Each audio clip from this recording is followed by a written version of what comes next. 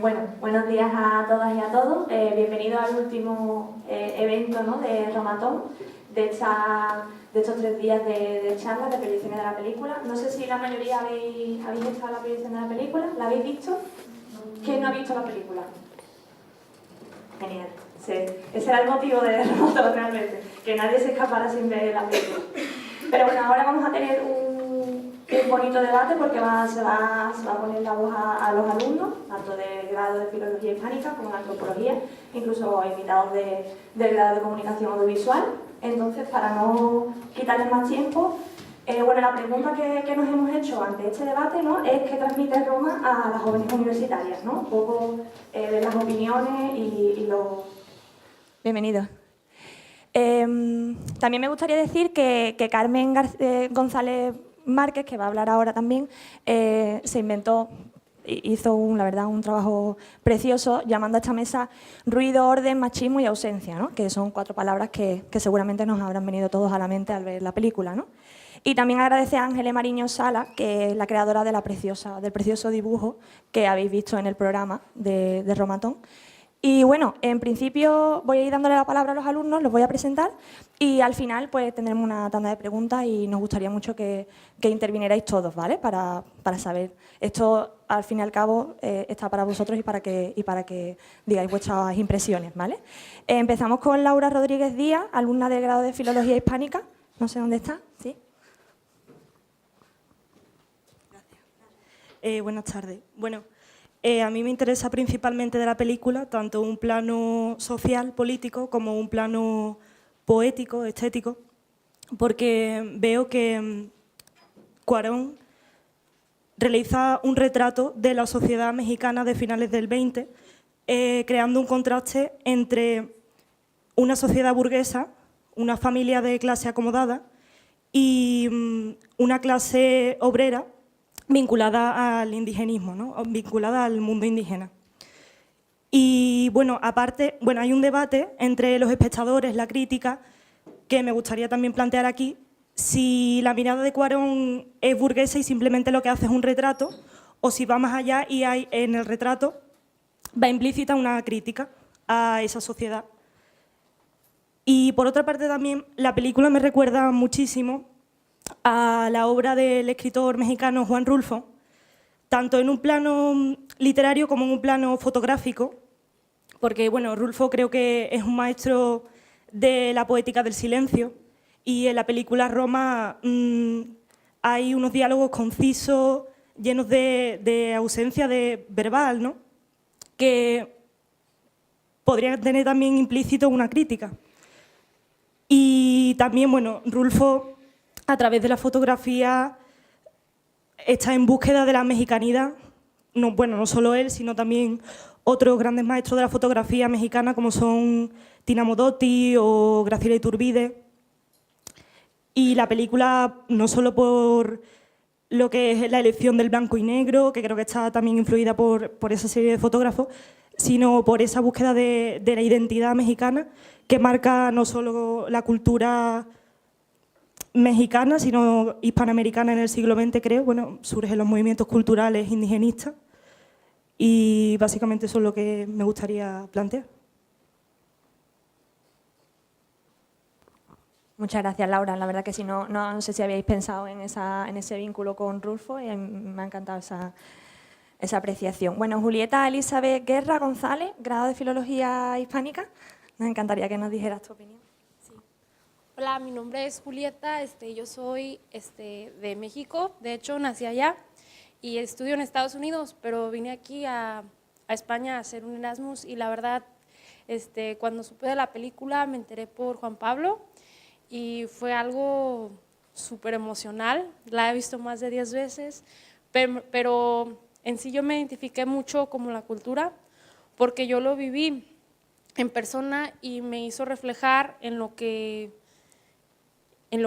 quizás hizo mal mi familia, porque nosotros teníamos también una sirvienta que trabajaba en la casa y creo que yo no valoré su trabajo y mis padres, sin pensarlo, y quizá también yo, negué su cultura o a lo mejor sin sin pensar, no aceptaba o no veía su cultura como algo aceptable, con lo que de la sociedad no puedes, tienes que ser algo cierto, no puedes, ser indígena es así, todavía de hecho no es muy aceptable, lo ven como una clase baja y creo que está presente, esto se ve claro en la película y todavía está presente en el México que conozco hoy, desgraciadamente, y vamos mejorando, pero y me puso en una situación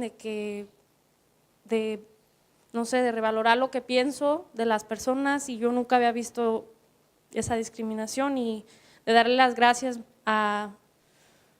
como a mi segunda madre y pues es todo algo muy personal, no sé si esperaban eso, pero gracias.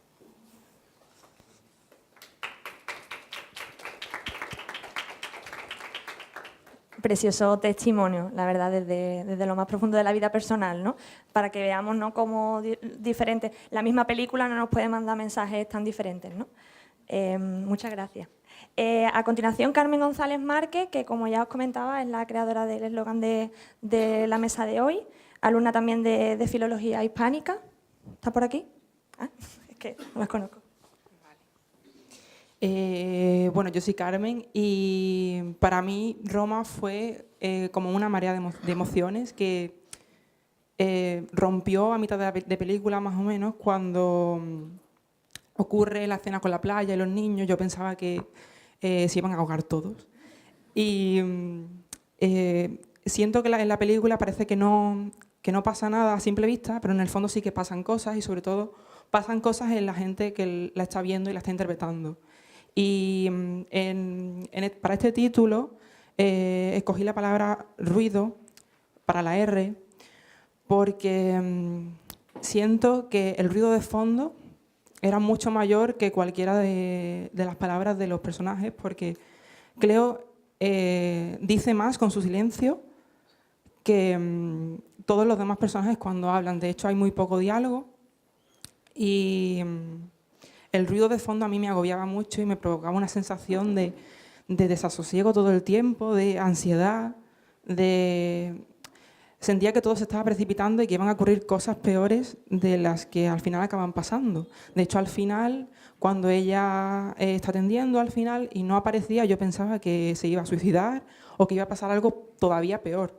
Digamos que toda la película va anunciando la muerte del bebé. Todo se va precipitando, todo se ve que va ocurriendo mal, un montón de imágenes, la decadencia. Luego escogí para la O, olvido, porque digamos que Cleo tiene que olvidar la vida que hubiese querido tener, la vida con su hija, con su hijo o con su hija. Y en el fondo también es una historia de ausencias, para eso escogí para la letra A, porque falta el padre, es una historia que se centra en Cleo y en la madre, que en el fondo hay un paralelismo porque me parecen que en el fondo se parecen más de lo que parece. Ambas han sido abandonadas por su amor, ¿no? Y también para la M, machismo, porque las mujeres constantemente reciben violencia verbal y me parece que se ve bastante reflejado en la chica, en la niña, porque solo sus hermanos y su madre tienen palabras malas para ella, cosas que ella debe hacer y que supuestamente están asociadas con su papel. Entonces, en conclusión, a mí la peli me agobió bastante y me provocó una sensación de ahogo, de desesperanza y también un poco de calma al final, porque aunque todo volvía a estar en calma, por dentro ocurrían muchísimas cosas. Ya está. Muchas gracias por tu intervención y tu aportación a esta mesa. A continuación, Ángeles Mariño Salas, que es la dibujanta de nuestro programa.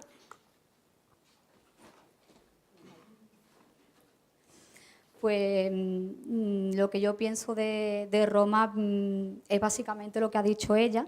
Yo la primera vez que vi la película, la he visto 2 veces. Obviamente la primera vez que ves la película pues te agobia muchísimo más porque no sabes lo que va a ocurrir. Y veo como que hay un contraste entre el silencio y el ruido, y el ruido obviamente se intensifica más, porque lo que prima en una película suelen ser los diálogos, y como los diálogos son pocos y hay muchísimo más silencio de lo normal, pues todo ruido que haya en la película pues se intensifica mucho más. Eso también crea muchísimo agobio. Ya desde el principio se ven las primeras imágenes cuando Cleo está limpiando el suelo y el ruido del agua, que eso es otra cosa. El agua yo lo veo como que da vida, pero también da muerte, porque ahoga. Ya no solo ahogar físicamente, sino emocionalmente. De hecho, la película desde el principio hasta el final te da una sensación de ahogo. Y también pensé lo mismo que Carmen, cuando vi a Cleo intentar salvar a los niños, yo creí que se iban a ahogar todos. Y también esa lentitud de las escenas desde el principio hasta el final, cuando Cleo se mete a lo mejor en una habitación, yo creía que se iba a suicidar. Al final de la película, cuando sube a la azotea, creí que se iba a tirar, porque vi que tardaba mucho en acabar la película, me quedé hasta el minuto 0 y vi que al final no ocurrió nada, pero es lo que pasa por tu mente. Cada escena que hay en la película te hace pensar mal. Crees que va a ocurrir una catástrofe, pero después no ocurre nada. Cuando Cleo va a hablar con la jefa, yo creí que la iba a echar de la casa cuando le comentó que estaba embarazada, y también veo esa desigualdad social, no solo en la posición social que tienen las personas, no solo Cleo, que es sirvienta, y sus jefes que tienen más dinero, sino también en la lengua. Veo que la lengua autóctona está en el plano, está en la sociedad más baja. De hecho, Cleo habla con su compañera de trabajo en mixteco, y ya desde el principio se ve un rechazo lingüístico, porque ya uno de los pequeños de la familia le dice deje de hablar así. Es un rechazo del mixteco, de la lengua autóctona. Y nada, y lo que veo en la película es un vacío vital y una decadencia constante desde el principio hasta el final. Totalmente, ¿no? El papel del agua, ¿no? Tan importante, que para los que no lo sepáis, la lengua es el mixteco, pero significa, bueno, la lengua tun sabi, que significa lengua de la lluvia, ¿no? Y en estos días también ha faltado un poco también hablar de ese punto tan que vincula, ¿no?, toda la película, ¿no?, el papel del agua, ¿no? Y ese momento también, como decías, ¿no?, con la patrona, ¿no?, cuando le dice a la patrona, mensa, mensa, a mí me duele, ¿no?, cada vez que lo veo. Muchas gracias, Ángeles. A continuación, Juan Carlos Iglesias, que os recomiendo, ya participó el martes en la Facultad de Comunicación, hablando sobre todo desde el plano de la comunicación audiovisual, es alumno de grado de la Facultad de Comunicación. Bueno, me voy a poner de pie. Que yo simplemente quería dar un poco la visión de qué nos regala Roma a los jóvenes, porque creo que es una película abierta a todos y que sobre todo a los jóvenes también nos puede regalar mucho. Y creo que en sí Roma es un espectáculo en sí. O sea, solo ya el hecho de verla te expone a cosas. No puedes verla por la noche a las 12 de la noche porque posiblemente te quedes dormido, porque su narrativa es lenta y su ritmo es lento. Por lo tanto, ya te hace cambiar un poco, y eso en los jóvenes no suele pasar. La instantaneidad es lo que manda, es lo que nos mueve, el ver un vídeo de 10 minutos mejor que una película de ritmo lento de 2 horas. Y eso ya no lo regala la película. Es una película a la que hay que entregarse, a la que hay que rendirse a su belleza, a sus imágenes. Y creo que eso no es lo normal en los jóvenes, ¿no? Una película muy explícita, pero a la vez muy simbólica también. Como decía en la otra mesa redonda el otro día, es una película que habla de límites, de problemas grandes, de problemas pequeños, de lo explícito a lo simbólico, de los niños a la abuela, no sé, creo que va cambiando mucho, y eso en los jóvenes también nos representa un poco, el ir variando nuestro pensamiento, el no saber qué pensar, el decir, pues hoy me puede gustar esto, pero al día siguiente lo odio, y creo que eso también nos representa a nosotros mucho, ¿no? Y creo también el avión, que es una de las partes que a mí más me gustan de la película. Cada vez que pasa el avión, que la primera vez que la ves dices, ¿y qué está pasando aquí, no? Y yo lo veo como una escapatoria, ¿no? Esa escapatoria de Cuarón como niño que se quiere escapar o de Cleo que quiere salir de allí. Y creo que nosotros también como jóvenes muchas veces, pues aunque nuestros problemas no sean ni mucho menos como los de Cleo y podamos estar posiblemente en una situación mejor, también muchas veces pues queremos evadirnos de todo y queremos escapar, queremos llegar a nuestros sueños, ¿no? Y creo que también es una visión muy... La película da una visión desesperanzadora y a lo mejor de miedo, pero también creo que da una visión optimista. Yo, por ejemplo, cuando Cleo subió la escalera, no creía que se iba a suicidar, sino que era ya como su escapatoria, su vida al cielo, su cambio radical después de ese viaje transformador, ¿no? Y creo que eso también debe ser un poco esperanza para nosotros, es decir, si ella ha podido hacerlo, ¿por qué no la tomamos de ejemplo? Y también, pues, tomamos ese avión que pasa, ¿no? Y creo que también es una película donde se encuentra el amor donde menos lo esperas. O sea, cuando, como ha dicho ella también, cuando va a hablar con la mujer para decirle que está de encargo, como dicen en la película, tú esperas eso, que la despidan y la mujer se entrega. Y también cuando le dice la frase que marca mucho de estamos solas, son uniones que al principio de la película ni te esperabas. Decía, había una relación muy, muy separada entre ellas dos y al final acaban súper unidas. Creo que eso también es un mensaje muy esperanzador para los jóvenes por decir, tenemos que estar unidos, tenemos que estar juntos, tenemos que abrir barreras, tenemos que abrirnos también a los demás, ¿no? Y también el Cuarón como director se abre y nos muestra su propia vida, muestra su vida, muestra su ambiente de cuando era joven. Y también creo que eso es algo que tenemos que hacer nosotros como jóvenes, el abrirnos, el mostrar todo lo que tenemos y dependiendo de las artes que podamos controlar nosotros mismos, ya sea el cine, ya sea la pintura, ya sea la escritura, y abrirnos y mostrarnos lo que somos, incluso retratando cómo hace él la belleza de su vida cotidiana, de cuando era pequeño, porque es una película muy dura, pero a la vez muy bella, y esa belleza creo que también cuenta, llegando al corazón interior y inconscientemente marcándonos mucho y regalándonos cosas muy, muy bonitas y sobre todo haciéndonos replantearnos cosas muy profundas y que con series o películas no tan difíciles de ver, pues a lo mejor no conseguimos. Por eso digo que es una película que hay que entregarse y hay que ir dispuesto a que te marque mucho, ¿no? Y creo que he acabado. Muchas gracias. Gracias a ti. Os lo reitero, os recomiendo que veáis tanto en la página web del proyecto como en la página web del CICUS. Creo que va a estar disponible todas las grabaciones de todas las charlas que hemos tenido y especialmente la del martes porque se ve una visión a través de la comunicación audiovisual en la que fueron interviniendo bastantes personalidades muy interesantes, entre ellas ellos dos. Bueno, ahora Jesús, también alumno de grado de comunicación audiovisual, nos va a comentar su perspectiva sobre la película. Bueno, yo voy a complementar a mi compañero Juan Carlos y también a lo que han dicho, reincidiendo en que Roma es una película que te crea sensación de angustia y realmente a veces de rechazo cuando la estás viendo. Esto se debe porque Roma es una película que va a contracorriente.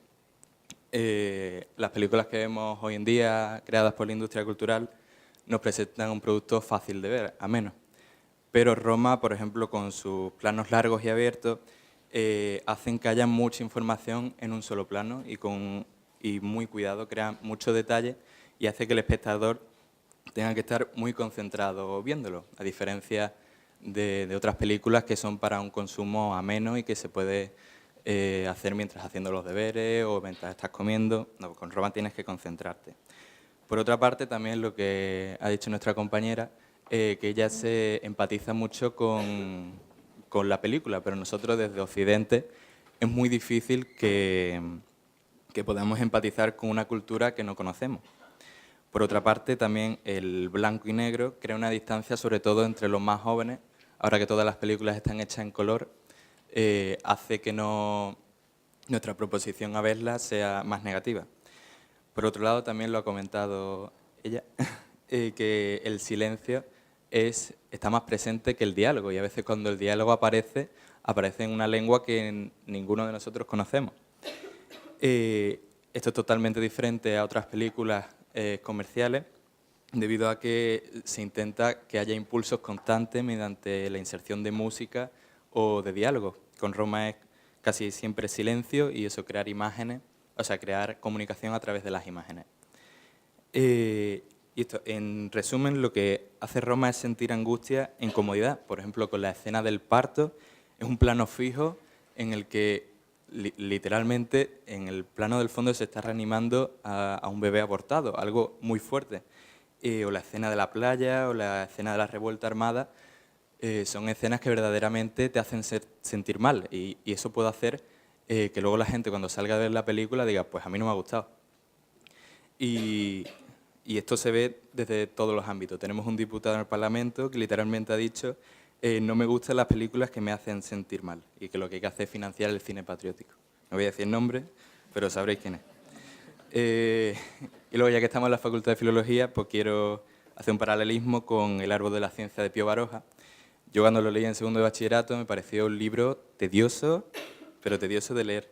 Y esto debido a que tiene muchos personajes, apenas hay conectores, son como frases cortas separadas por puntos, hay saltos en el tiempo que no te permiten localizarte en un espacio, falta de descripciones, y esto no es porque Pío Baroja no sepa escribir, sino porque Pío Baroja lo que quería hacer era mostrarle el caos de 1989, haciéndoselo sentir al lector, que sienta caos mientras está leyendo su propia obra. Y creo que es lo mismo que hace Roma, o sea, que hace Cuarón con Roma. Nos hace sentir a nosotros lo que el protagonista está sufriendo. Entonces, en conclusión, creo que para disfrutar Roma no podemos ver con las mismas gafas con las que vemos una película comercial o una película amena, ya que no se puede pedir que el cine solo te haga reír o llorar. También te tiene que despertar más emociones como la angustia, el sufrimiento, incomodidad. Y por eso hay que disfrutar de cada plano y de cada sentimiento que nos despierta la película.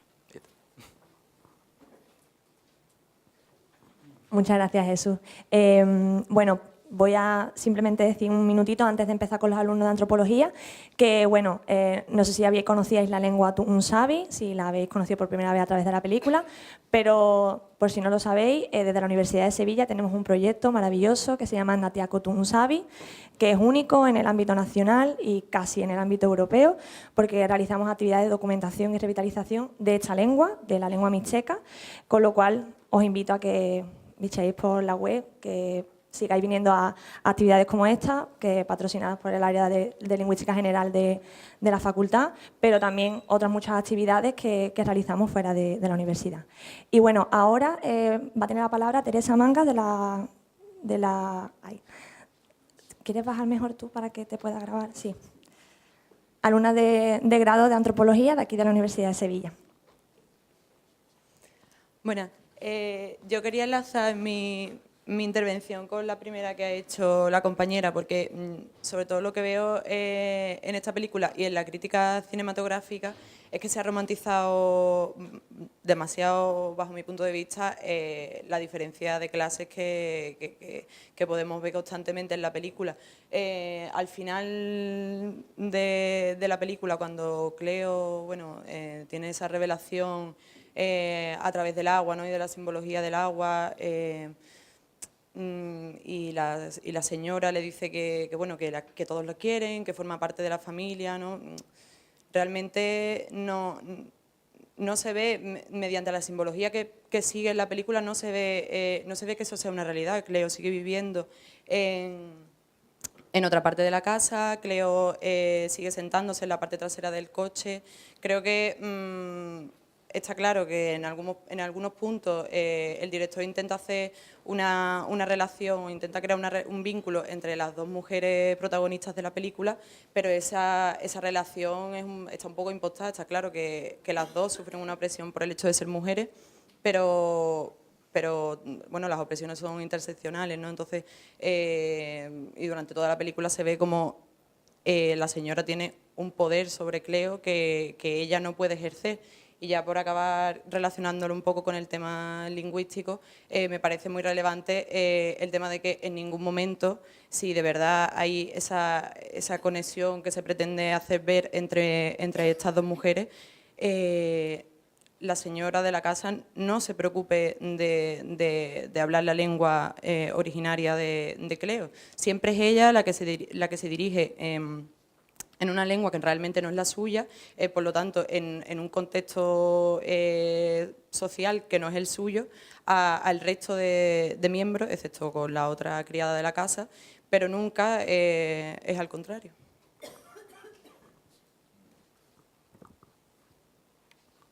Muchas gracias, súper interesante esa apreciación, ¿no? Que quizás por ese poder, ¿no?, que sigue ejerciendo el español con respecto a las lenguas originarias en México, ¿no? Quizá.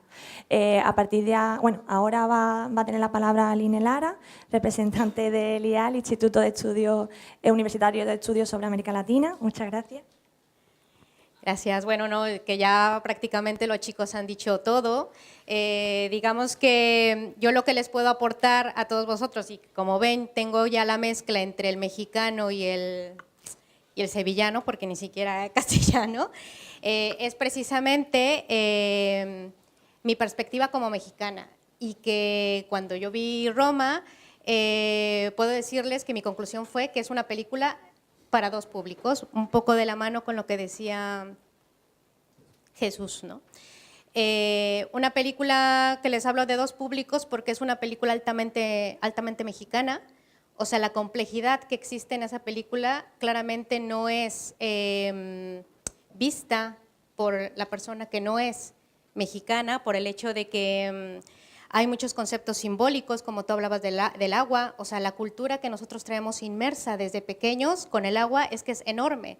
Obviamente viene de la mano con la idea de darle esta importancia al Tunsabi como significado de la lluvia, pero hay que tener en cuenta que esta percepción del agua la tenemos nosotros desde pequeño con las culturas prehispánicas, ¿no? La idea del agua y también del fuego, ¿no? Escuchaba aquí a mi paisana acerca de la idea de la sirvienta, ¿no? Hay que considerar que México, desde los años 20 hasta los años 70, no hubo un cambio radical en México. México cambió cuando fueron las Olimpiadas y el fútbol de México 68, ese fue el gran cambio de México, pero México no tuvo un cambio tan grande ni estructuralmente, arquitectónicamente, demográficamente, pues esa ciudad siempre ha crecido mucho, ¿no? Pero yo con esto voy a decir obviamente mi edad, pero en los años, a finales de los años 70, México prácticamente estaba igual que como lo que se ve en la película, ¿no? Todas las imágenes, lo que hablábamos hace un rato con la profesora de aquí de Filología, de cómo hizo Cuarón para los escenarios, ¿no? Esta parte cinematográfica tan bella, que fue un gran trabajo que hizo Cuarón. Bueno, esas partes la vivimos todos los mexicanos, ¿no? Muchos de nosotros fuéramos de clase media, yo siempre fui de clase media en la Ciudad de México. Bueno, teníamos una persona que también ayudaba a nuestras madres, ¿no? Y yo voy a hablar un tanto positivo. No creo que todos los mexicanos tuviéramos esta división social con las personas de comunidades indígenas. Yo creo que era una cosa borrosa.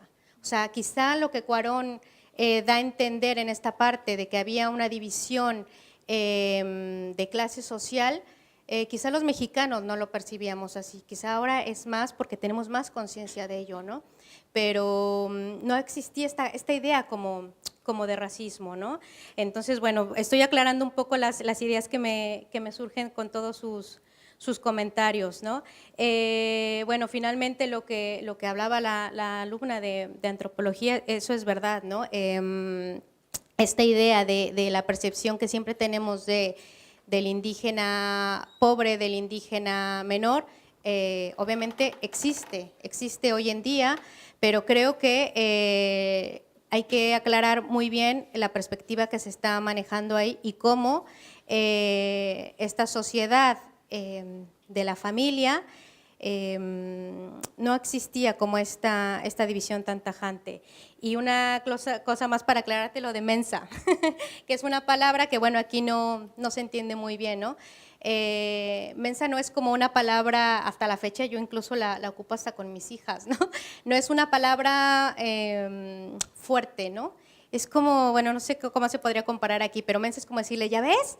O sea, no hagas esto, para la próxima hazlo bien, ¿no? O sea, que les digo, es el simbolismo que quizá el occidente o incluso los mexicanos que también están en Estados Unidos, quizá no lleguen a entender la complejidad que existe en la película Roma, ¿no? Pero como mexicano, es que es una obra no solamente poética, sino también antropológica y también histórica, ¿no? Y vamos de la mano un poco con lo de Cuarón, que si es burgués o no es burgués, eso no lo podemos saber. Yo creo que lo que quiso mostrar en esta película fue su infancia, su niñez y el amor que le tuvo a esta persona, incluso más allá que hacia su propia madre, ¿no? Entonces, bueno, esto sería todo. Muchas gracias, Aline. Totalmente de acuerdo. Sí, quizá también en la percepción, ¿no?, que tenemos desde aquí, en ese momento tan fuerte, ¿no?, de la película, en el que también, como tienes ese ejemplo, ¿no?, de sororidad entre Adela y Cleo, ¿no?, esperas que también que la tenga ella, ¿no? Y ese momento, sí, pero totalmente de acuerdo. Bueno, por último, va a intervenir David Laguna, profesor titular de Antropología. Nos va a comentar su opinión. Hola, buenas tardes. Yo hablo desde una posición culturalmente mestiza, ¿no?, porque soy naturalizado mexicano. Y en todos estos aportes que me parecen muy valiosos e interesantes, uno trata de intentar descomponer ciertos elementos de sentido, ¿no? Porque esta película genera una serie de estados anímicos, sensaciones, percepciones, indignación, indiferencia y tal. Y eso es lo bello que tiene el cine, la eficacia simbólica que tienen las imágenes y los discursos. Si yo tuviera que resumir, tal vez desde un tema central, yo creo que la película, primero de todo, habría que preguntarle a Cuarón si lo que quiso hacer es una especie de exorcismo de la mala conciencia de la clase media mexicana, o bien es toda una declaración de amor a la sirvienta. De hecho, al final la película acaba dedicada a Libo. Libo es Liboria Rodríguez, su criada, ¿no?, cuando vivía de pequeño en aquella zona, en aquella colonia. Y yo pienso que el tema de fondo es, digamos, lo que manifiesta la película, el reflejo de la historia de la modernización de México. Vemos a dos niñas del ámbito rural que hablan en mixteco, pero también hablan en español, que van al cine, que tienen relaciones sexuales, y creo que es un reflejo de todos estos cambios. Uno de ellos es muy importante, se ve en la película, que es el proceso de migración del campo a la ciudad. Se ve muy claramente cuando Cleo, embarazada de su bebé, va a buscar a su padre, y su padre está entrenando en un grupo paramilitar, que es un hecho histórico, ¿no? El grupo este de escuadrones que pues, salieron a asesinar estudiantes en el año 71, el día de Corpus Christi, que estaban protestando por la reforma educativa. Es decir, que esto es un proceso y que ya viene del 68 también, de la matanza de Tlatelolco, en el cual yo también tengo familiares allá que fueron reprimidos, ¿no? Y ese descampado finalmente se convertiría en lo que es ahora Ciudad Nezahualcóyotl, que es un monstruo de más de 1 millón de habitantes que fue poblándose con todos estos migrantes del campo, que tenían la oportunidad, siendo indígenas, y como han dicho por aquí, ser indígena sigue siendo un estigma, de incorporarse a determinados nichos laborales, entre ellos la venta ambulante en el centro histórico de la Ciudad de México, la construcción y la servidumbre. Es decir, la servidumbre fue un nicho laboral para todas estas mujeres migrantes que iban buscando una mejora. El 95% hoy en día de las sirvientas en la Ciudad de México siguen siendo indígenas. También una cosa que me gustaría decir, en mi opinión, que ya lo han planteado aquí, creo que de una manera muy clara, es la cuestión del racismo. Aquí vemos una hegemonía de clase y una hegemonía étnica. Y tiene estas dos dimensiones. Hay un clasismo y hay una discriminación étnica y, por supuesto, un sexismo. El sexismo es una forma de racismo también, la discriminación hacia la mujer. Pero habría que tener, digamos, claro que hay dos consideraciones del racismo. Por un lado, estamos hablando de prácticas sociales, es decir, es tratar a una persona mal, no es decir, de acorde a su estatus, y siendo su estatus bajo, pues esta persona, a pesar de que está bien cuidada y que tiene afectos en la familia, sigue siendo tratada pues, con desdén, ¿no? En ese sentido. Por ejemplo, hay una escena preciosa, bellísima, donde está acurrucada en el sofá viendo la televisión y le dice la madre, prepárale un té al doctor. Inmediatamente ella se tiene que levantar, ¿no? Es decir, que hay unas relaciones de dominación muy obvias. Pero también hay prácticas mentales, que son lo que pensamos, los estereotipos, todas las ideas y actitudes que tenemos hacia los indígenas. Sucios, vagos, nacos, que esa es la palabra, etcétera, etcétera. Pero finalmente con esto acabo porque no quiero robar más tiempo al debate, hay una cuestión también que hay que tener en cuenta, y es que hay una diferencia en la historia del racismo entre Europa y América. Es decir, los europeos fueron a América y los europeos eran los pueblos originales de Europa. Los pueblos originarios eran los mexicanos, eran los nahuas, eran los mexicas, etcétera, etcétera, en toda América. Y los europeos llegaron como inmigrantes allá, ¿de acuerdo? Y claro, necesitaban una ideología para poder justificar el robo de tierras, la explotación en minas y todas estas atrocidades. Y este fue el racismo lo inventaron el hombre blanco. Y esto ya viene de lejos, viene de Colón, en ese sentido. Y es el patrón, el hombre blanco, es el padre de familia, ¿no? Que es el hombre blanco, etcétera, etcétera. Pero hay una particularidad, y esto yo lo he podido experimentar en primera persona en México, y es cuando estás en una casa con unos amigos, con una familia, sale una persona de la cocina. Y es una persona que es una persona indígena, es una chica, y puede ser una chica muy joven, de 10 o 12 años, que viene y empieza a servir la comida, está todo el día en la cocina. Y esto es algo muy normal, muy cotidiano, y es algo que a nosotros, claro, nos chocaba un poquito, ¿no?, al principio. Pero tiene que ver un poco con esta forma de racismo, si le quieres llamar así, un poco más cariñosa, pero es una visión muy paternalista, ¿no? Es decir, es como la chacha que la tenemos en casa, es como de la familia. Tú, Cleo, eres como de la familia. Y es como si las relaciones de dominación estuvieran matizadas, ¿no?, por este tipo de racismo, por el hecho de haber nacido, crecido y siendo educado en una casa ajena, ¿no? Y otro tema sería, claro, el tema de las trabajadoras domésticas, ¿no? Es decir, que ahí hay una exclusión clarísima a nivel cultural, el estigma, porque no tienen ningún tipo de derecho y de consideración, económica, porque cobran sueldos de miseria y son, en este caso, los dueños de la casa los que determinan el sueldo de esa persona, lo que les parece a ellos justo, pero esos sueldos suelen ser miserables. Y finalmente, pues hay una exclusión también, podemos decir, cultural, a nivel de derechos y también laboral, en el sentido de las horas de trabajo, ¿pueden hacer huelga o no pueden hacer huelga?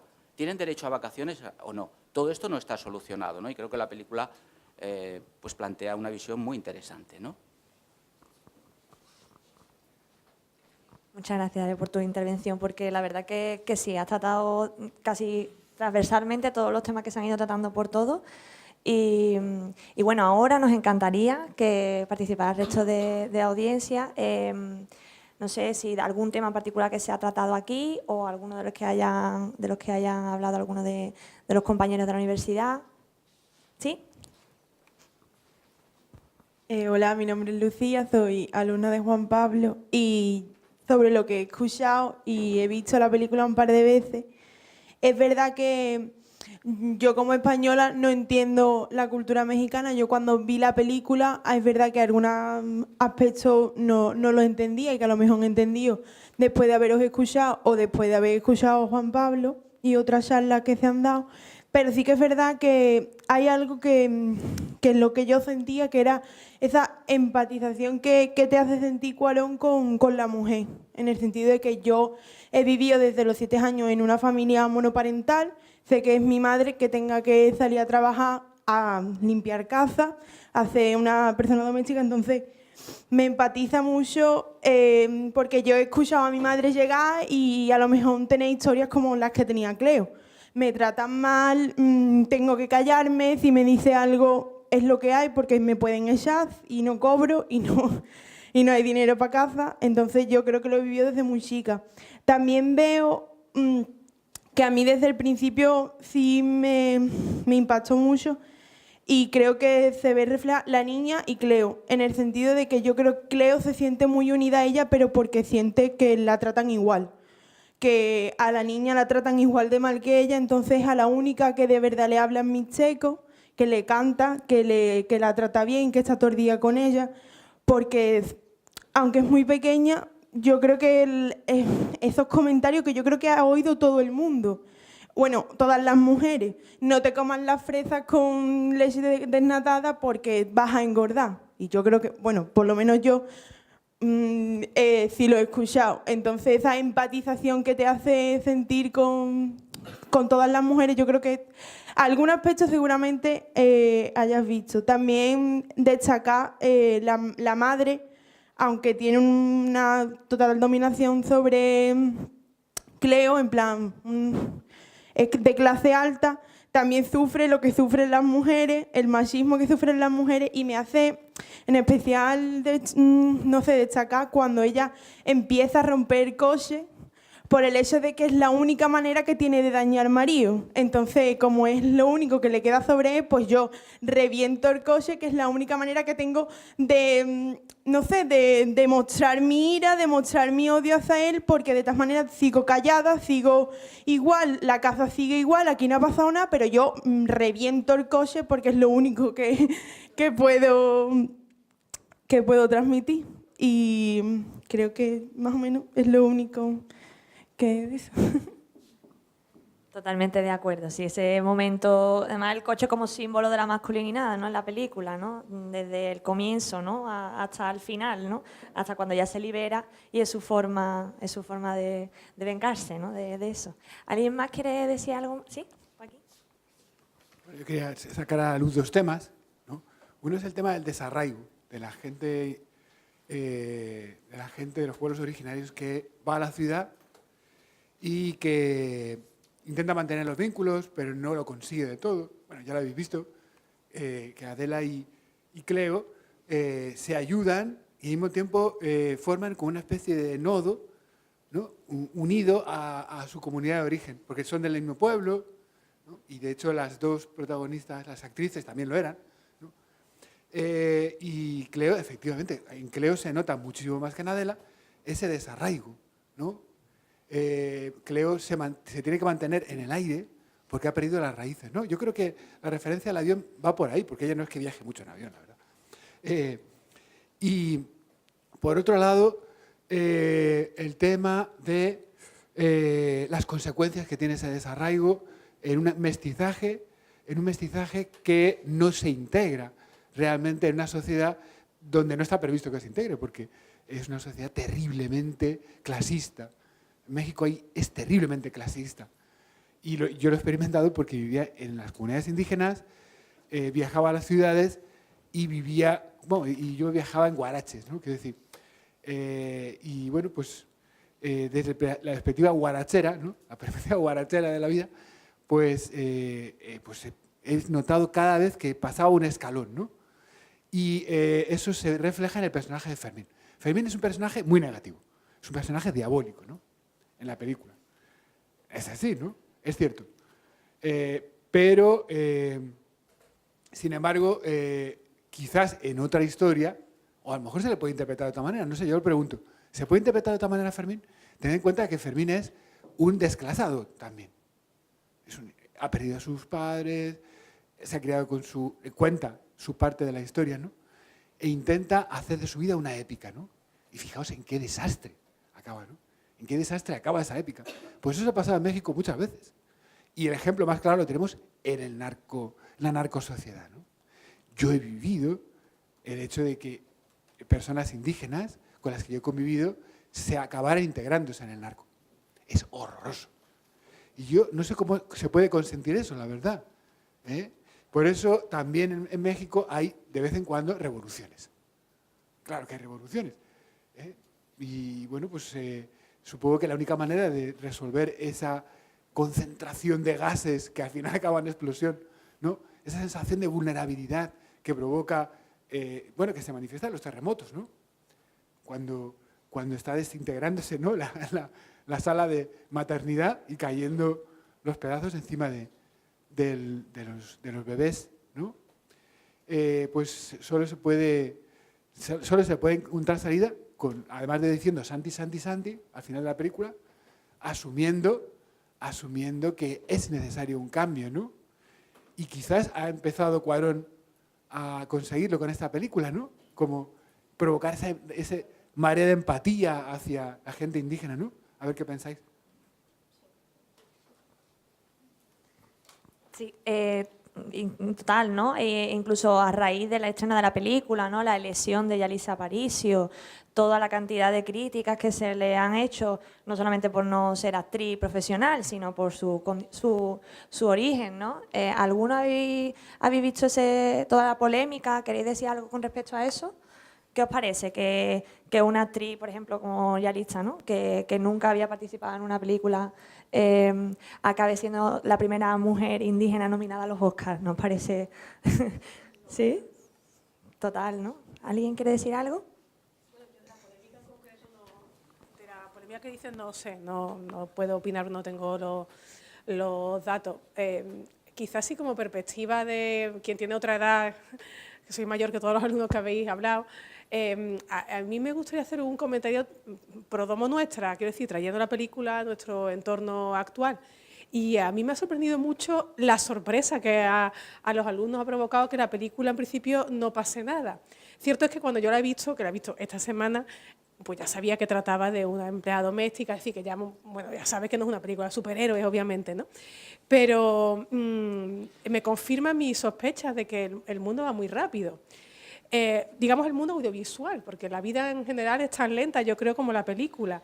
Para mí, Roma ha sido una lectura en clave femenina, claramente, del proceso de cuidados. O sea, lo que hacemos las mujeres y la clave de la desigualdad que vive la mujer en el mundo actual, occidental o no, es que se encarga de manera descompensada de la operación de cuidar a quien sea, ¿no? A los ascendientes o a los descendientes. Y eso claramente se ve en la película. Y claro, quien ha vivido una operación de cuidados, que todos hemos vivido, ¿no? Todos nos han criado, y quienes estamos criando sabemos que ese es un proceso cíclico, que es muy repetitivo, que es tedioso y que es inmensamente lento. Tan lento como en la película. Quiero decir que los niños se caen, se levantan, y al día siguiente al desayuno, al colegio, no sé qué, y al día siguiente al desayuno, al colegio, no sé qué, y siempre es igual. Lo delegue, como hace la señora, la chica, o la suma uno en carne propia. Y en ese aspecto no siento que esa mujer sea muy diferente de cualquiera de las mujeres que criamos o que hemos sido criadas actualmente en la España del siglo XXI. Es más, si buscamos el equivalente a Cleo, en la España actual lo tenemos, porque la operación de cuidado sigue siendo delegada en buena parte por quien puede o por quien no puede asumirla, en lo que sea, ¿no? En las abuelas o en la emigrante que viene a España y que cuida a los hijos de las españolas y no a sus hijos que están en México. Y a esa emigrante, ¿cómo se la trata? Pues dependerá de cada casa. En una casa le comprarán la cuna y acogerán a su embarazo no deseado, y en otra casa la tratarán como una basura, como puede ser que ocurriese en el México que retrata a Cuarón. Aunque yo, pues no sé si es empatía o qué es, pero yo no veo tan descompensado ni tan bueno frente a malos el mundo de cómo se trata la servidumbre en la película. Yo veo cierta sintonía y cierta empatía, obviamente desde el plano de desigualdad, ¿no?, hacia ella, pero yo me quedo con la frase de la señora de estamos solas. Y en lo que estamos solas en esta casa, estamos solas en cuidarnos y en cuidar, porque en eso no hay otra. O sea, no está Fermín, no está el marido, y no porque esté con otra, es que si no estuviese con otra tampoco estaría cuidando. O sea, el equivalente de matrimonio burgués que sí funciona y que no se ha divorciado y que él no se ha ido a Canadá, él tampoco está cuidando a sus hijos. Y quizás tenemos que preguntarnos si en España el equivalente, el hombre también está desaparecido, ¿no? Si el hombre está cuidando. Y si no, seguimos delegando y delegando. Y después a mí una cosa que me interesaba, y para los que conocéis el mundo mexicano, pues una pregunta que os lanzo. A mí me interesaba mucho el proceso de este chico que dice, yo me entregué, de Fermín, ¿no?, del novio de ella, que yo me entregué a, que yo solo tuve que buscar, o sea, que era cuando dice que se dedicaba a inhalar pegamento, lo hice con una expresión que he olvidado, pero lo hice con una expresión mexicana, me metí en el chemo. Pues lo tuve que buscar, no sabía, ¿no? Entonces, me pareció muy interesante porque también tiene una lectura en clave actual, o sea, y más cuando hemos tenido en Semana Santa una detención de un alumno nuestro que bueno, pues hasta lo que sabemos, y solo sabemos lo que está en las noticias, habéis enterado en una red terrorista o próxima al terrorismo. Entonces, él cuenta como que él estaba en el pegamento, y lo que lo hace sentirse estructurado, integrado, no sé qué, es meterse en esta red paramilitar y dedicarse a la violencia. No sé qué recorrido tuvo este grupo terrorista y qué trascendencia tuvo más allá de eso, ¿no? Pero cómo a veces buscamos algo tan, no sé, tan jerarquizado, tan fosilizado, tan estrecho como un entrenamiento militar, que parece que se convierte este chico en su vía de exaltación y en su vía de búsqueda de una personalidad propia, ¿no? Algo que directamente te quita tu propia personalidad, ¿no? Y bueno, pues una pregunta que lanzo desde el desconocimiento total, ¿no? Porque no sé cuál ha sido la realidad mexicana en ese asunto y cuál es ahora.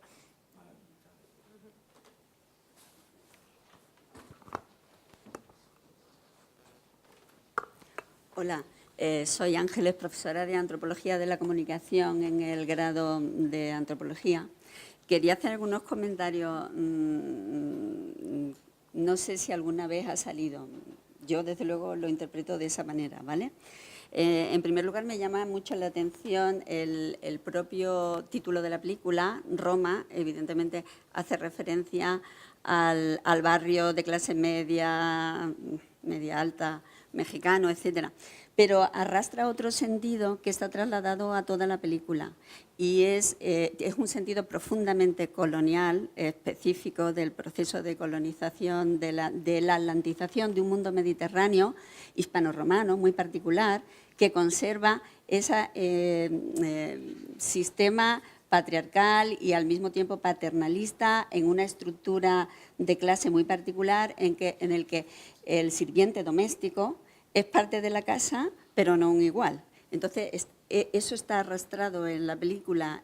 Creo que, aunque Roma sea el nombre de un barrio, no está elegido el título de la película de manera azarosa por parte del director. Luego, hay un montón de cosas que me han encantado en la película, desde luego es para verla muchas veces, porque la oralidad y el sonido ambiente es impactante todo el tiempo, ¿no? Y desde luego hay una gran cantidad de connotaciones en la oralidad de las distintas lenguas. Lo habéis destacado muchas veces, pero también hay un momento en el que justamente esa disparidad, que es rechazada incluso por un igual que trata de salir de ese segmento de sometimiento social, es cuando su propio amante le dice pinche de gata, ¿no? Porque el gata es una manera despreciativa en el que en México se denomina a este tipo de sirvienta doméstica como que de poco valor, ¿no? Sin embargo, leído desde aquí puede significar otra cosa, que no tiene nada que ver por la connotación que las gatas tienen aquí a otro nivel, ¿no? Que es un sentido sexual. Y luego me ha llamado mucho la atención un montón de guiños que hace la película a distintos movimientos de los años 70, no solamente en la historia que narra, sino en la propia estética. Hay elementos muy interesantes del cine estructuralista de la época, que era muy, muy potente, a través de cómo maneja secuencias con una semiosemántica enormemente densa para señalar cambios en la narrativa de la película. Son muy interesantes las secuencias del montón de relojes en el escaparate, justo que está marcando un momento cumbre, que es toda la narrativa que se va a dar después, es que está marcando, ha llegado el momento del parto, de un montón de cosas, que es el desencadenante de la película. Y hay otras secuencias absolutamente impresionantes desde el punto de vista cultural y el modo en que el director lo ha manejado, que es esa parte en la que aparece una secuencia muy interesante a la hora de analizar la globalización de las culturas y la difusión de determinados elementos culturales, que es cuando están en esa reinvención de las artes marciales asiáticas llegadas a través de los medios de comunicación y las migraciones de los años 70 a México. Y ese momento en el que además literalmente es una crítica muy fuerte a esa cultura de la masculinidad, que es ese culo posterior del profesor de artes marciales, que es literalmente una masculinidad con el culo al aire. Eso es lo que está ahí marcado, es genial, es hilarante totalmente, al margen de toda la secuencia. Y que luego contrasta con la otra secuencia, la única persona que a pesar de las circunstancias tiene un equilibrio cultural, un equilibrio, es ella, que es la única que al final te la muestra en otra secuencia manteniendo correctamente el equilibrio en medio de todos los demás que están desequilibrados. Me han parecido dos secuencias de una semiótica tremenda. Y luego quería también... Tenía un montón de anotaciones aquí, pero para no ocupar más tiempo, hay otra parte que me parece muy importante, que es porque la conecto con otro tipo de... esa parte en el que están en el campo y ella dice, se parece a mi campo, a mi tierra, no es igual, pero el sonido huele igual y el sonido es igual y tal. Me parece muy interesante relacionado con lo que había marcado él antes, Joaquín,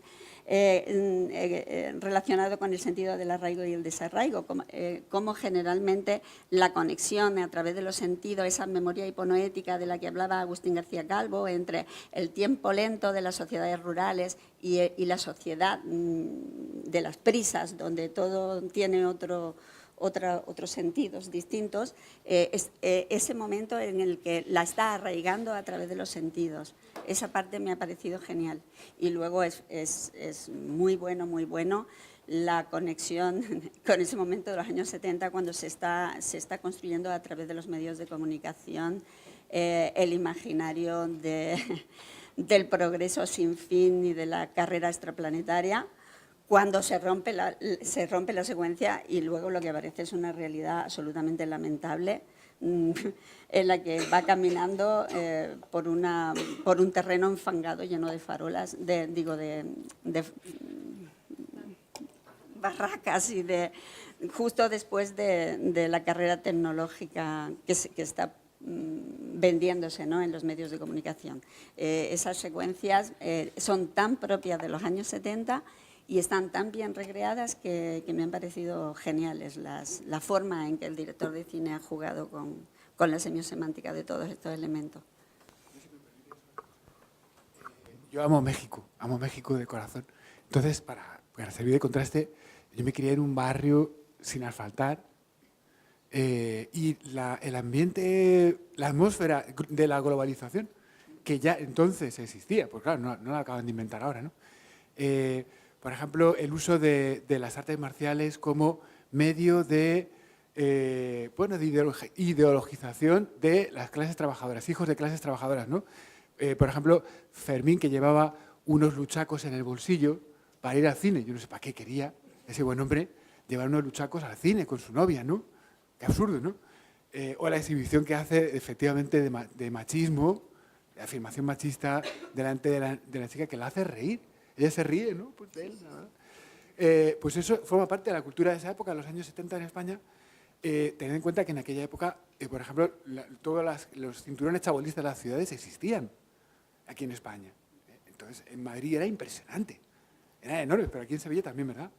En Sevilla también había unos cinturones chabolistas impresionantes. Entonces, bueno, pues la crítica se podría hacer perfectamente a la sociedad española también de entonces, que era mucho más clasista que ahora, ¿no? Bueno, ya, con eso solo. Yo quisiera aportar algo a tu pregunta, siendo muy concreto, que es el tema de la violencia, dejando a un lado el tema de la desigualdad social, de género, porque me parece que son dos tipos de violencia distintas. La violencia que muestra la película es una violencia que se empuja hacia el fondo, ¿no? Es muy interesante cuando están en la tienda y tal, creo que van a comprar un colchón o algo. La cuna. Y entonces aparece en las calles el chico este con el arma, entra a la tienda. Entonces, claro, hay como una cierta ignorancia por parte de Cleo de lo que está ocurriendo. Y por parte de la familia de clase media, absoluta indiferencia a esa situación pues, política del país. Estamos hablando, años 70, de la guerra sucia, ¿no? ¿Sabéis esto de lo que es la guerra sucia? Orquestada por el gobierno y la presidencia, el Ministerio del Interior, que es el que entrena a estos grupos paramilitares. Es una violencia que trata de acabar con los movimientos estudiantiles de izquierdas. Algunos de ellos se convierten posteriormente en grupos guerrilleros, especialmente, por ejemplo, en Guerrero, Chiapas, etcétera, etcétera, pero también trata de acabar, y aquí está la visión positiva de la clase media, que no ha aparecido aquí, que son las demandas de democratización de la propia clase media.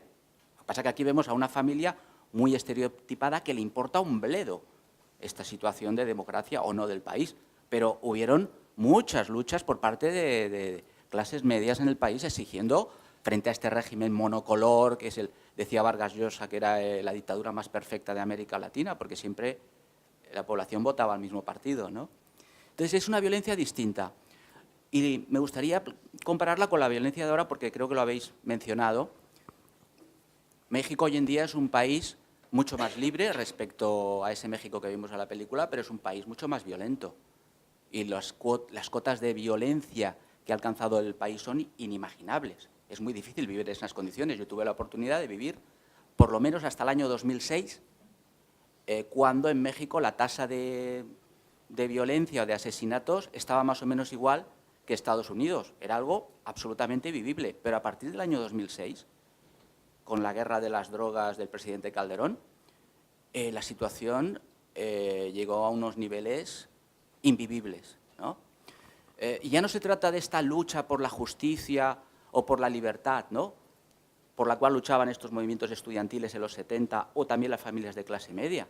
No es una violencia que se pueda idealizar o romantizar. Es una violencia que está en manos de organizaciones criminales y también por parte de, especialmente, por entendernos, los ayuntamientos, los poderes locales, también están coludidos con las mafias y con las bandas de narcotraficantes. Por supuesto, también la policía. En el año 2014, 43 estudiantes fueron masacrados en Iguala, en connivencia con la policía. De eso estamos hablando, de un tipo de violencia en la cual, y tú como mexicana, seguramente estarás de acuerdo conmigo, que en México nos duele mucho, nos duele mucho. Claro, entonces seguramente tú tendrás muchas cosas que has vivido, ¿no?, y que es alucinante. Entonces, son creo que dos tipos de violencias muy distintas, aparte de estas violencias de género y tal, es como el telón de fondo que de alguna manera también nos indica que ha habido, pues eso, una evolución, una forma de violencia absolutamente anárquica y que no tiene nada que ver con esta violencia en pos de algunos ideales, ¿no? No sé qué piensas al respecto tú, pero...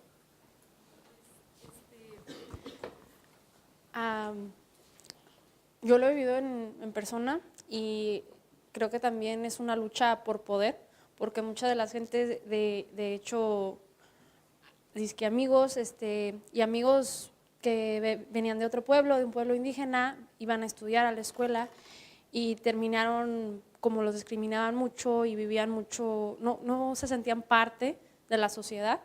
Creo que muchos de ellos, en especial también los de las clases bajas, recurren a los narcos porque la sociedad lo idealiza tanto, porque es algo, tener dinero, tener poder, es algo con mucho poder. Entonces, o sea, la sociedad, como el Chapo, están los chistes, no sé si conocen al Chapo, pero está la sociedad de que el Chapo y hacen bromas y todo, pero en realidad muchos jóvenes, el Chapo es así como lo mejor que se puede ser. Ya estudiar es bueno, pero tener dinero, tener mujeres, todas las condiciones. Y, o sea, yo he perdido familia por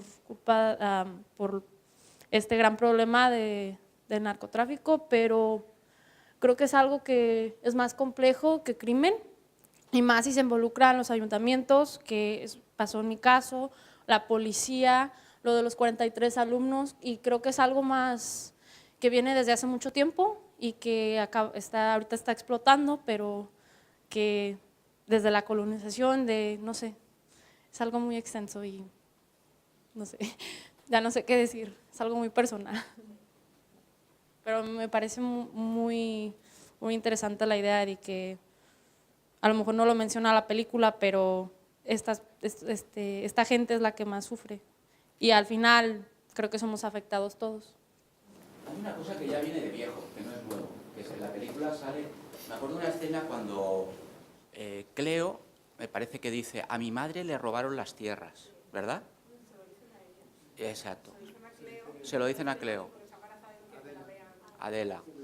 Y luego recuerdo, están en una fiesta, en una casa de ricos, y tienen es como una cara de un animalito de peluche, porque le envenenaron a la mascota.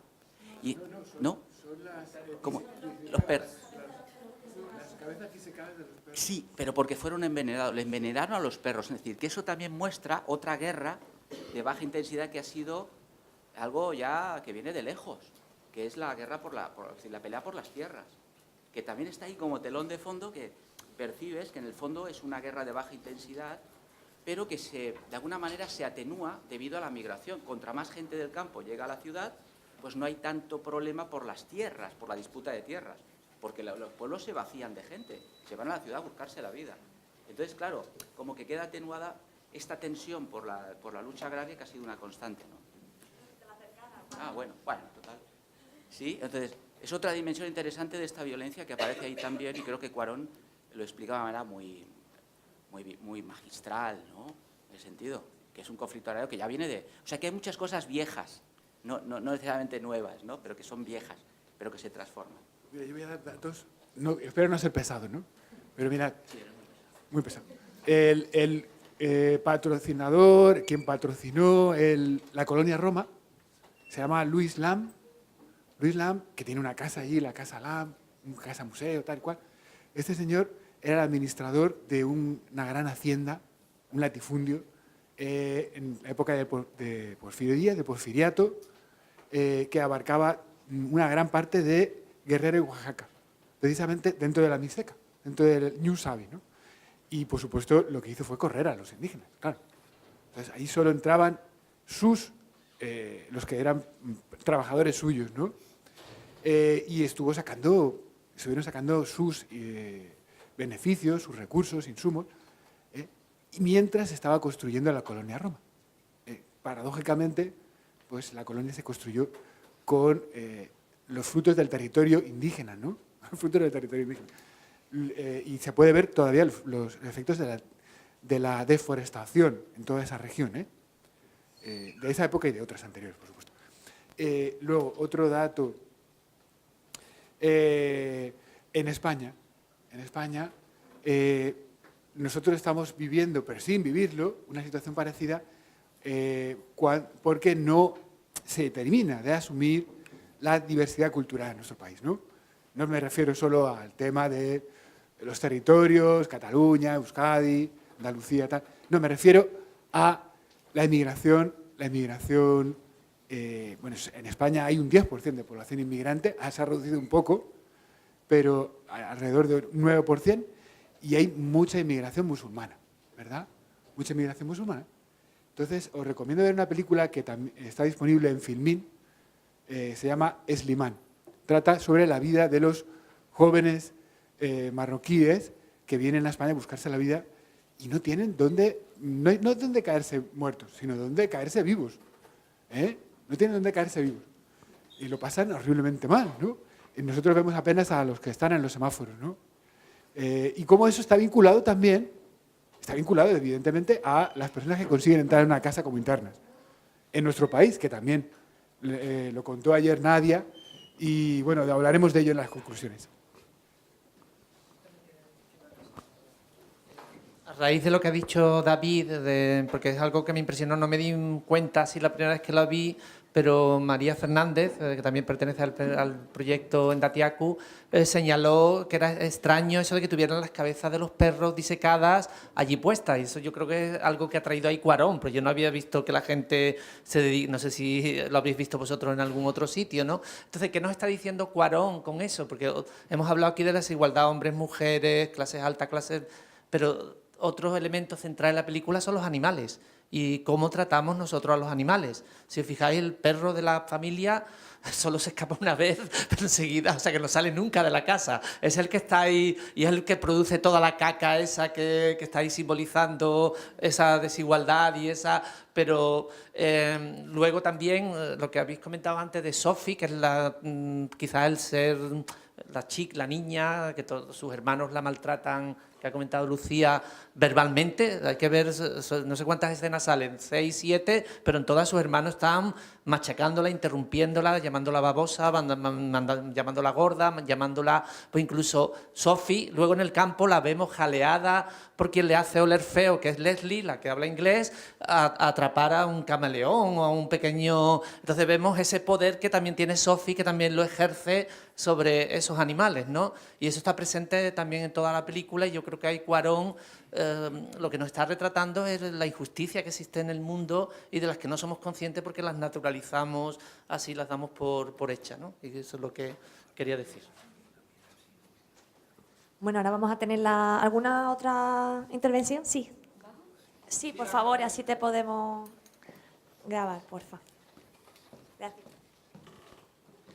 Mi nombre es Paula, soy alumna de antropología y bueno, aquí se ha hablado mucho de empatía y para mí lo que más ha destacado de la película es que creo que como trata un número de personas tan variado, un grupo tan, una familia, las sirvientas, luego se ven muchos tipos de personas y creo que con al menos una de ellas nos podemos identificar. Hay una familia que se rompe, unos padres que se separan, unos niños que están creciendo y a la vez tienen nuevos tipos de relaciones con los primos, con los hermanos.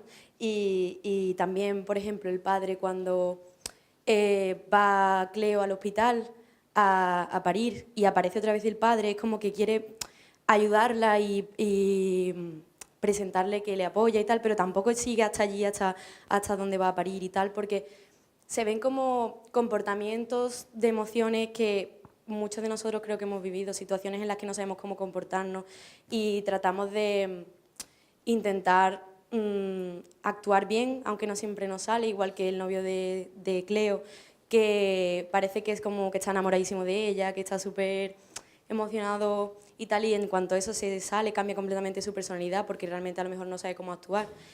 Y también pues quería remarcar que el silencio que se habla en la película, pues Cleo para mí es el personaje como que está más callada siempre, quizá por su personalidad o por su posición o simplemente porque es tímida y siempre como está en silencio no expresa mucho sus emociones. Pero luego, por ejemplo, vemos como escenas como con el niño cuando están en la azotea y se tumba y le dice ¿qué hace? Y se pone estoy muerto. Y se tumba a la vez ella también y dice estoy muerta y dice creo que me sienta está bien, me gusta estar muerta. Es como que expresa sus emociones con las personas con las que menos pueden llegar a comprender cómo de verdad se siente ella. Y es como que el momento en el que salva a los niños del mar y como que estalla en ese llanto y habla de la niña, como yo no la quería, no quería que llegase. Es como que ella se libera y expresa todas esas emociones que se ha estado guardando todo este tiempo. Y también me resulta muy interesante, no sé si a vosotros os va a pasar lo mismo, cuando uno de los niños siempre dice, cuando yo era grande pasaba esto, no sé qué, viví esto, como puede ser un símbolo a lo mejor, o realmente que el niño se lo pensaba, o también te hace pensar, a mí por lo menos me hizo pensar en, a lo mejor se ha reencarnado, tuvo otra vida, tal, no sé, como que esa es como un retrato de una vida muy normal, que a lo mejor todos nos podemos sentir identificados con alguna parte de ella, pero tiene como detalles que a lo largo de la vida también, a lo mejor vamos por la calle y algo que nos destaca, cosas como por ejemplo cuando va allí a buscar a Fermín y hay un circo allí y sale de repente lanzado por el cañón. Es como que hay pequeños detalles que escapan de esa normalidad. Y bueno, a mí eso me chocó, lo de cuando yo era grande. Y también antes hablaban de la globalización, de cómo llegó. A mí me sorprendía, por ejemplo, tanto lo del circo como ver, por ejemplo, que estaban ensayando allí en un grupo de rock en medio de todo ese pueblo así como en ruinas. Y no sé, con lo del arte marciales también. Siempre también veía mucho en constante de la denuncia de nos están quitando nuestras tierras y todo eso. Y también había un momento que no sé por qué yo a lo mejor me fijé mucho que cuando aparecen en la tienda de los muebles, que aparece Fermín con la pistola y después de todo ese mal que le había hecho, llega con la camiseta que pone es amor o algo así, hay como un dibujo que pone amor o lo que sea. Y es como que me pareció un poco destacable ver después de todo lo que le había hecho, de cómo le había tratado, que llevaba una camiseta de eso, no sé, a mí me destacó. Y no sé, quería hacer esa pregunta de cómo visteis lo de cuando yo era grande. Y nada. Totalmente de acuerdo, ¿no? La empatía que nos supone y además lo brillante de la película es que sea tan mexicana, ¿no? Como decía Aline, pero que a la vez tan universal, ¿no? Es como tiene muchos aspectos locales, pero que todos nos podemos sentir identificados, ¿no? Con algún miembro con algún personaje, ¿no? ¿Alguna otra cuestión que queráis comentar? ¿No? Algo relacionado con los animales que decía Juan Pablo, ¿no? Que totalmente, ¿no? Desde Porras, ¿no? Desde el perro hasta todos los animales que van siendo papeles secundarios, ¿no?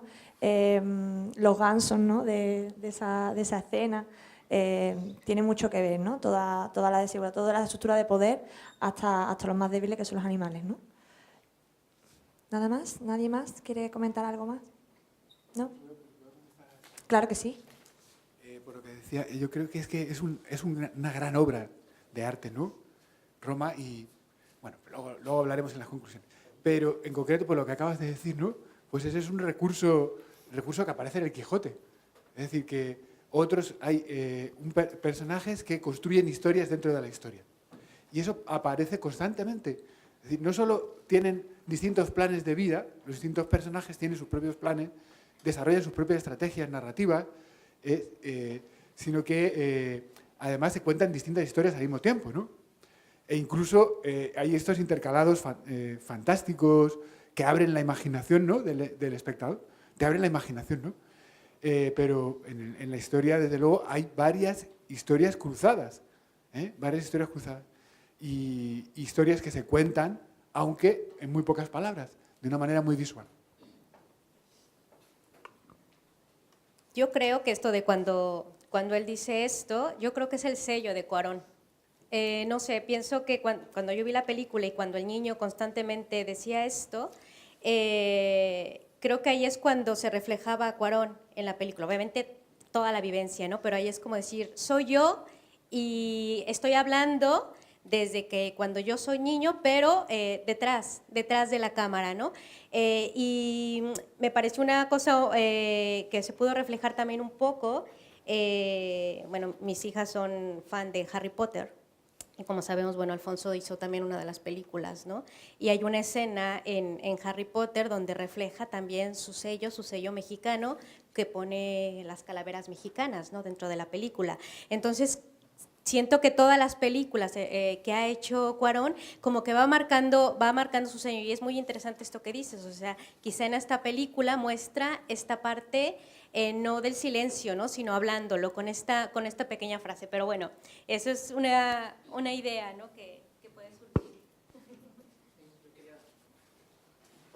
También quería mencionar la estructura de la película, ¿no? Cómo empezamos a principio de un curso académico en septiembre, desde 1970, pasan la primera mitad de la película, que es 1 hora, es hasta diciembre, hasta el 31 de diciembre, es justo la mitad. Además, si lo miran por reloj, la escena del fuego es justo a la mitad de la película. Ahí, toda esa primera hora parece que no ha pasado nada, pero han pasado muchas cosas, ¿no? Hemos empezado a empatizar con la sirvienta, con el entorno familiar, vemos cómo se está desmoronando, las dos mujeres han sido abandonadas y las dos escenas en paralelo de ese abandono, además acompañadas por el granizo que cae después y por el ruido de la orquesta, creo que la llaman banda de guerra en México, ¿no? Que además desafina de una manera espectacular, ¿no? Y que también marca el principio de cuando las dos mujeres son abandonadas y cuando la banda de guerra vuelve a sonar otra vez, es cuando vuelven de la playa, que ya se han liberado de ese abandono y han sabido reconstruir su realidad y su vida, ¿no? Entonces, luego, los 6 meses siguientes, que es de enero a junio, que es ahí es donde se acelera la película y entramos todos en este que Cuarón nos lleva, y curiosamente, esos 9 meses, que corresponde con un curso académico, también corresponde con los 9 meses del embarazo de Cleo, la película, y ahí yo creo que está uno de los personajes centrales, que es la que Cleo se refiere al final en la cena de la playa con pobrecita. Ese personaje nace muerta, el pediatra que se la entrega es descabezado y sin ningún tipo de sentimiento le dice, es una niña, ¿vale? Ya sabíamos que iba a ser una niña, no podía ser de otra manera, ¿no? Pero en cierto modo la película esta es la historia de este nacimiento que sale frustrado, ¿no? Y es curioso cómo Cuarón está obsesionado por el tema de los nacimientos, porque si han visto la película Children of Men, Hijos del Hombre, también está en torno a un embarazo y un nacimiento, y toda la película va de eso, pero en ese caso es un nacimiento positivo que trae esperanza al ser humano. En este caso es esta chica que nace porque las condiciones hacen que nazca muerta, porque no la quiere ni su padre, no la quiere ni su madre, no la quiere la sociedad tampoco, ¿no? No pensaba intervenir en este turno, pero como has sacado un tema que a mí me parece central en la película, porque realmente yo he visto la película como la historia de un parto, pero no es ese parto frustrado, es el parto final. Ella arriesga su vida para dar vida y nace su hija muerta. Vuelve a arriesgar su vida para dar vida y saca del mar a sus hijos. Ella está criando a esos niños. Es un parto. Es la historia de un parto. Es la historia de un abandono. Son muchas historias en realidad, porque es una obra de arte. Entonces hay muchos focos. Yo lo he puesto ahí. Yo la veo así. Esa es la escena crucial de la película, la que te explica el personaje de Cleo y todos los demás personajes, desde mi punto de vista. Así que yo creo que sí se para Esperanza al final. Y no es casualidad que la productora de Cuarón se llame Esperanto Filmoi, pues ya sabes lo que significa Esperanto, ¿no? Es un sustantivo derivado de un pretérito de presente, del verbo esperar, en el sentido de tener esperanza. Es el tener esperanza. Eso es la película, tener esperanza, ni más ni menos. Yo la veo así, por lo menos, es mi interpretación. Palabras finales en sánscrito, shanti, shanti, shanti, que las trae también de Children of Men, nos están dando ese paz, paz, paz, ¿no? Y además hace alusión literaria, ya que estamos en filología, al poema de T.S. Eliot, The Wasteland, La Tierra Baldía, que es uno de los poemas así centrales de la literatura del siglo XX británica. Bueno, a partir de ahora vamos a tener una mesa de clausura en la que vamos a comentar un poquito los temas centrales de estos tres días, de esta jornada, ¿vale? En la que vamos a tener la intervención de Joaquín Martínez Sánchez, que es uno de los ideólogos del proyecto, y bueno, y vamos a comentar entre todos cómo ha transcurrido estos 3 días, estos 3 frenéticos días, en el CICU, en la Facultad de Comunicación, y aquí acabando en el aula de Filología. Bueno, no he participado, no he participado en estos días, pero sí lo he seguido a través de sus organizadores y sé que ha sido un éxito y que habéis podido disfrutar de la película, no solo de la película Roma, que yo veo que ya la sabéis de memoria a la mitad, sino sobre todo de todo el enriquecimiento de tanto de debate, de la lectura y demás, ¿no? Qué duda cabe, yo veo desde aquí, pues veo la película Roma, digamos, y en fin, es pretencioso a estas alturas a nivel de profundidad pues intentar pontificar ni decir nada sobre la película, ¿no? Pero sí me gustaría subrayarlo, que se percibe, yo creo que en todo el mundo, como una obra de arte, que por lo tanto lo debe ser, que es una especie, también lo he oído hablar y lo participo, como una especie de 100 años de soledad en versión cinematográfica, quizás del siglo XXI, porque en el siglo XX hay un récord de películas tremendo, ¿no? Y que recupera el cine neorrealista mejor de la primera parte del siglo XX, ¿no? Me recuerda mucho a Ladislao Bagda, a Edgar Neville, incluso al primer Forqué, ¿no? Este cine, y no digamos ya a Vittorio De Sica y a todo este cine italiano tan memorable en blanco y negro y que de una manera inexplicable pues perdió actualidad, pero lo que ha demostrado Roma es que ese cine de calidad, de blanco y negro, realista, que cuenta historias pequeñas, pero bien contadas y con arte, sigue teniendo un público enorme, ¿no? Y yo creo que también ya, como representante de México, aun a nivel honorario, pues lo tengo que decir, yo, digamos, desde el punto de vista mexicano, quizás 2 ideas, ¿no?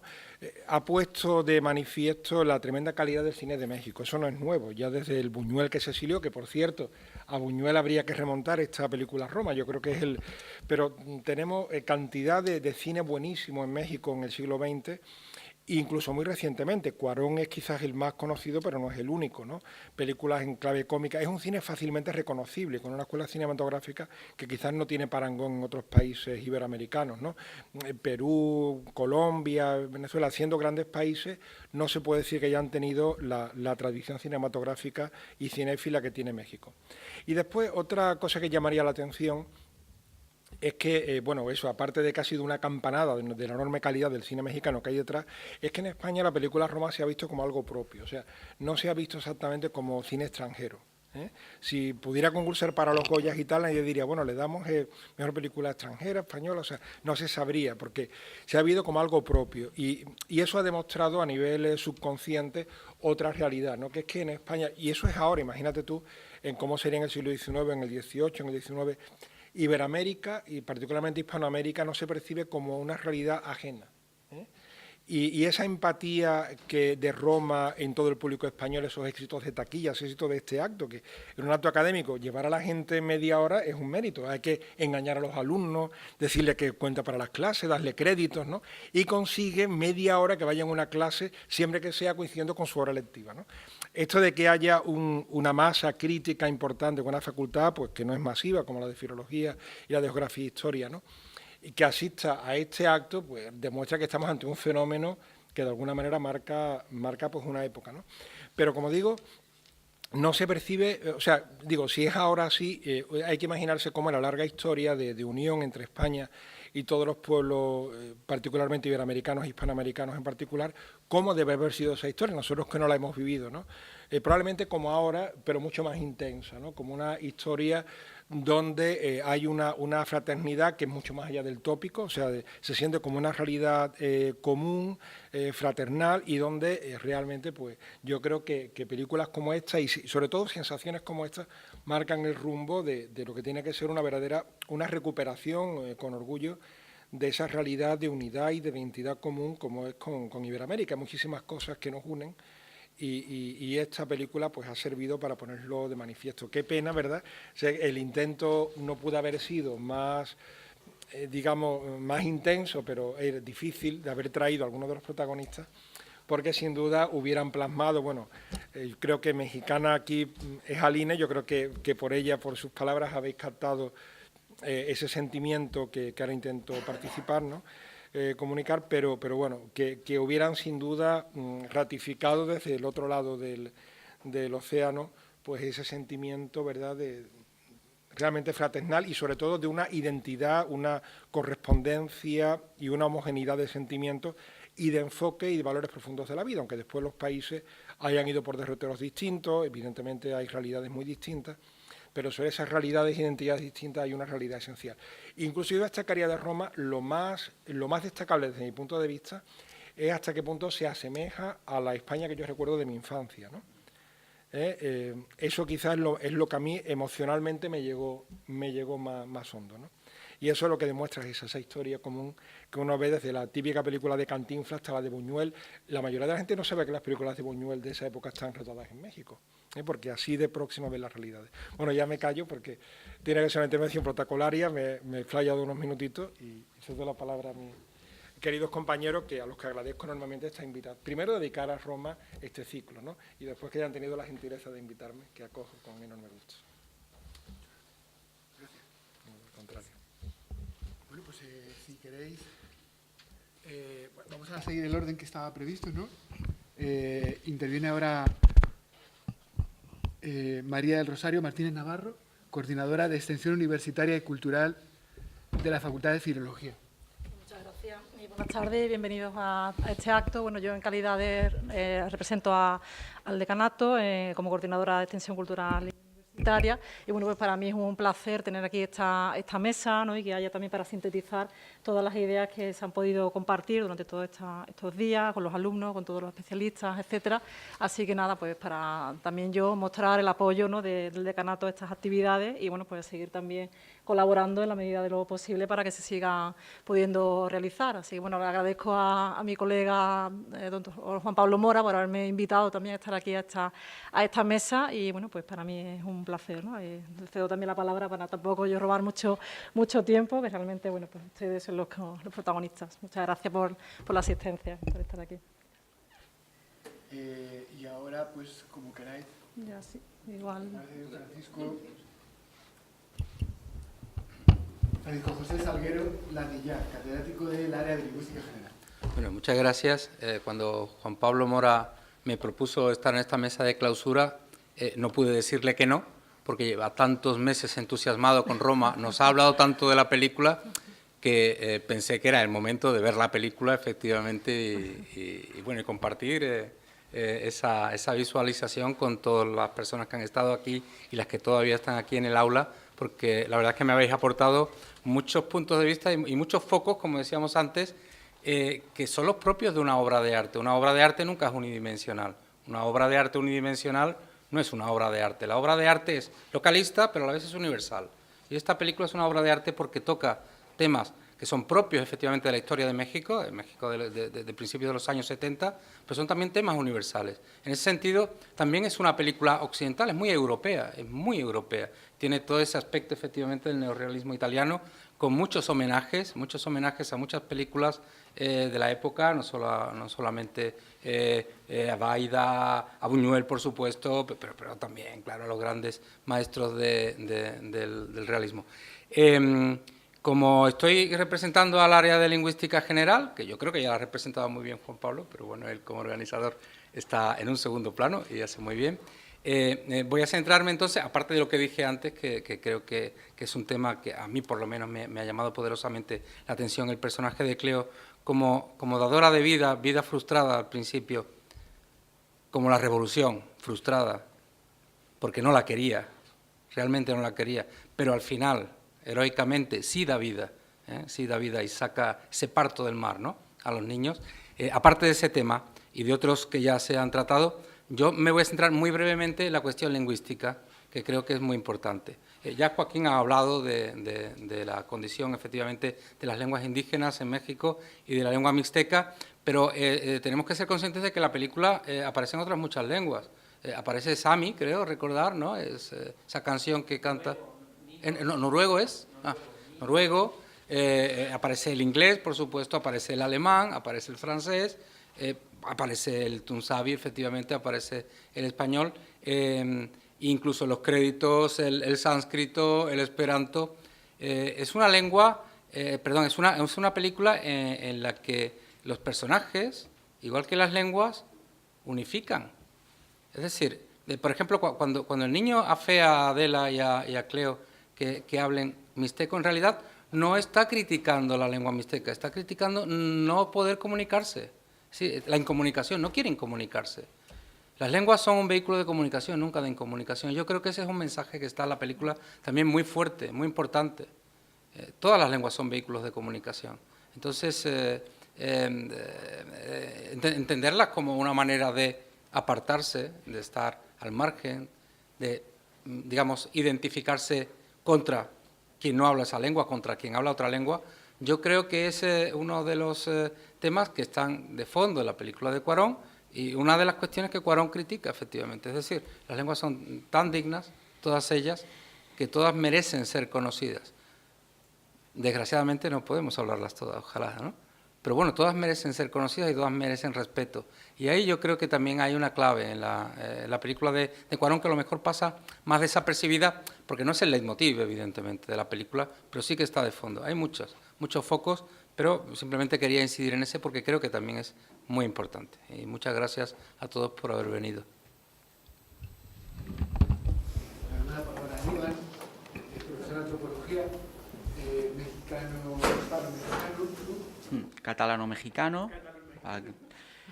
Bueno, nada, muchas gracias. En nombre del Instituto de Estudios de América Latina, pues todo nuestro apoyo a este tipo de actividades porque sirven para algo. Y aunque uno tenga la convicción como antropólogo de que en el fondo la lucha contra el racismo está perdida de antemano y no se puede hacer nada contra el racismo, eso no significa que no hagas nada. Es decir, el escepticismo de tu pensamiento no implica no hacer nada, ¿no? Son cosas distintas, ¿no? Por eso hacemos todo tipo de actividades e iniciativas desde el Instituto para intentar hacer nuestro trabajo, que es, como antropólogos, combatir el racismo.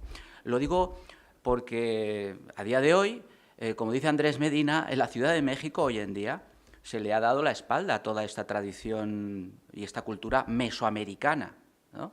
Es decir, hay una ignorancia y un desprecio respecto a la vitalidad de esta cultura, de sus aportes, su sentido cultural, la raíz histórica, que es mucho más profunda, ¿no?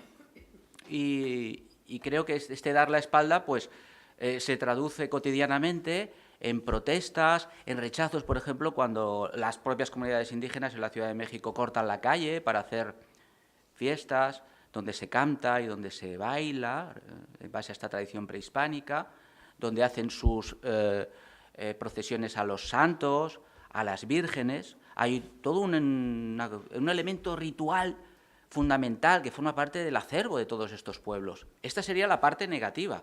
La parte positiva sería que, claro, en este proceso Cuarón retrata los años 70, hay toda una evolución, ¿no? Y es positivo que ya desde los años 90 empiezan a darse los primeros, las primeras iniciativas, a generar estas iniciativas de movilización política de las propias comunidades indígenas, a diferencia de lo que aparece en la película, ¿no? Cierto conformismo, todavía no hay un rumbo claro, ¿no?, respecto a la toma de conciencia de mi identidad como indígena. Pero los años 90 empiezan a cambiar las cosas.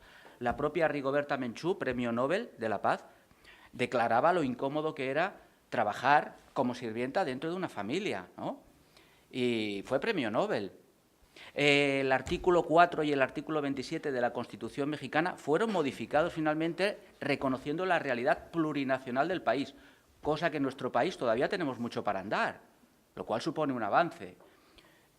Más ejemplos, no sé, hay innumerables, el levantamiento en Chiapas, ¿no?, el año 93-94, que uno podrá estar de acuerdo o no con esta perspectiva, pero es una toma de conciencia y una toma de posición frente a una situación de impasse, ¿no?, respecto a todos estos derechos históricos de los pueblos originarios que, a partir del convenio 169 de la Organización Internacional del Trabajo, año 89, y que entra en vigor en 1991, dejan de denominarse pueblos indios, porque indio era un estigma, era un término denigrante, y pasan a llamarse pueblos originarios, a través de esta firma, de este artículo de esta Organización Internacional del Trabajo. Es decir, son pequeños avances y creo que pues en esta línea estamos todos, y más, pues el Instituto está comprometido desde nuestra ubicación acá en Sevilla, pues intentar apoyar y participar en todo este tipo de iniciativas. Siempre contarán con nosotros, ¿no? Muchas gracias.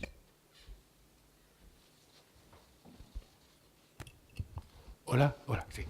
Pues nada, yo vuelvo a dar las gracias también a Aníbal, al Instituto de Estudios de América Latina, y sigo en el hilo de lo que él estaba diciendo, ¿no? El proyecto Andatiasco Tunsavi es un pequeño puente casi invisible, porque al fin y al cabo lo hemos tendido en las redes sociales, para que, sobre todo, personas que están aprendiendo, están abriéndose a la vida aquí, en Sevilla, de la que se dice que es cuna de la hispanidad, del panhispanismo, ¿no?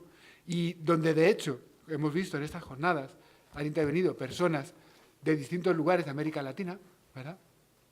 También sea realmente capaz de educar, ya digo, a los jóvenes en la pluralidad cultural, que es esa hispanidad, si es que es algo que no sea un constructo que interese a las corporaciones internacionales. Si es algo humano, es plural.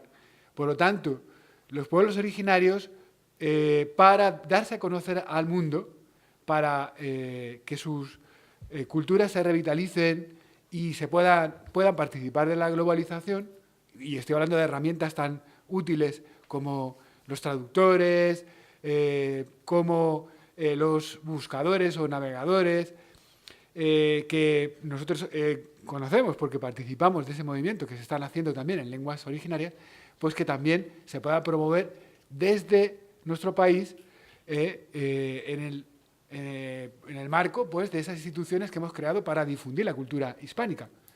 El Instituto Cervantes, por supuesto, todas las instituciones iberoamericanas, deberían ser medio para la difusión de las culturas originarias, y promover algo tan sencillo como la normalización de las lenguas.